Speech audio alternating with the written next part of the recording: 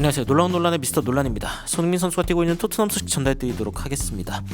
스카이 스포츠에서 반더벤의 인터뷰를 진행을 했습니다. 그리고 그 내용 가운데 손흥민 선수에 대한 직접적인 언급도 있었는데 어떤 이야기들이 있었는지, 그리고 반더벤이 돌아옴으로써 토트넘에 확실히 좀 희망이 있다라고 느껴지는 이 유일한 부분이 무엇인지 바로 들어가 보시죠.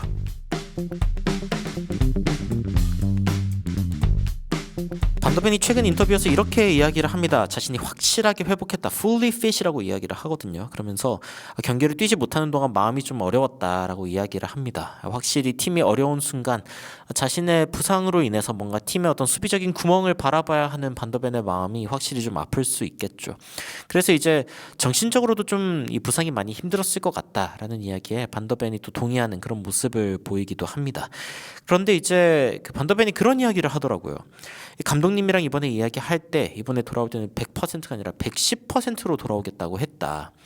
그러니까 단순하게 자신이 그냥 부상을 딱 뭔가 해결하고 오는 그 정도의 힘이 아니라 110% 전력을 다할 수 있는 확실한 컨디션에 뭔가 110%를 할 수 있는 그때에 돌아오겠다라고 이야기를 했다는 거죠. 반더벤의 복귀가 이번에 좀 늦어지기는 했지만 그럼에도 불구하고 좀 기대되는 이유 중에 하나는 처음에 다시 돌아왔다가 다시 부상당하는 그런 사건이 좀 발생하지 않았으면 하는, 그러니까 재차 발생하는 그런 부상들의 우려가 없을 때 다시 돌아오는 그런 반더벤이 지금 토트넘에 너무너무 필요하기 때문이죠.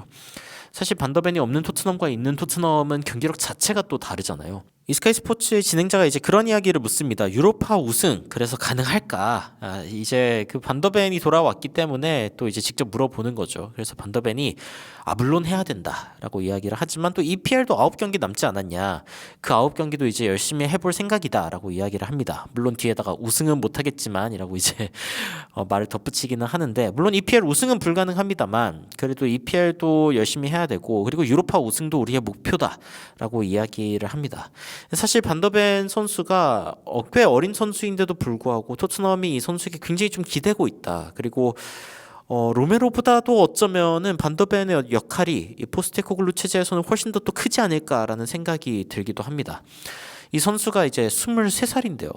23살임에도 불구하고 이제 팀에서 맡고 있는 어떤 역할은 중견급 정도의 역할 정도로 이제 느껴질 정도로 굉장히 좀 중요한 역할을 맡고 있는 것이죠. 그리고 과거에 이제 볼스부르크에서 뛰었었는데, 근데 이 당시에 이제 프랑크푸르트를 상대한 적이 두어 번 있습니다. 반더벤이 그때 당시 한 번은 이겼고 그리고 한 번은 비겼었다라고 이제 회상을 하는데, 그 스카이 스포츠 진행자가 이러한 경험이 좀 다음 상대에 좀 도움이 되지 않겠냐, 볼프스부르크 시절 때 이 기억을 살려가지고 프랑크푸르트랑 맞붙으면 되지 않겠냐 했는데, 이제 반더벤이 프랑크푸르트도 그때와는 좀 많이 다른 스쿼드이기 때문에 쉽지는 않을 것 같다라고 이제 겸손하게 이야기를 하죠. 근데 이제 이런 질문들이 또 눈여겨볼 만합니다. 스카이 스포츠 진행자가 반더벤에게 유로파는 왜 토트넘이 좀 더 잘하는 거냐, 그 리그에서의 경기력보다는 확실하게 유로파를 더 잘하는 것 같은데? 라는 질문을 하거든요. 그런데 반더벤도 그렇게 이야기를 합니다. 확실히 유럽 일정들이 좀 더 힘들기도 하고 스타일도 좀 다르다고 느껴진다. 그러니까 확실히 이겨야 하는 경기, 그리고 한 경기 한 경기가 중요하게 느껴지는 상황에서는 토트넘의 스타일도 좀 달라지는 부분들이 있다라고 인정을 하는 모습을 보여서 이 부분들도 굉장히 인상적이었고요. 그리고 이제 다가오는 첼시전 대비 잘 되어가는지에 대한 질문을 받았는데, 굉장히 힘들고 미친 경기일 거다. 북런던 더비도 치열하지만 첼시전도 만만치 않다는 게 느껴진다라고 이야기를 했습니다. 사실은 이 첼시전도 굉장히 중요하죠. 토트넘 입장에서는 이 경기 이제 거의 질 것 같다고 토트넘 팬들이 예상하고 있기는 하지만, 이 경기를 만약이라도 이기게 되면은 굉장히 큰 분위기 반전이 일어날 수 있기 때문에 중요한 경기고, 그리고 사실은 이 반더벤 선수가 그런 이야기합니다.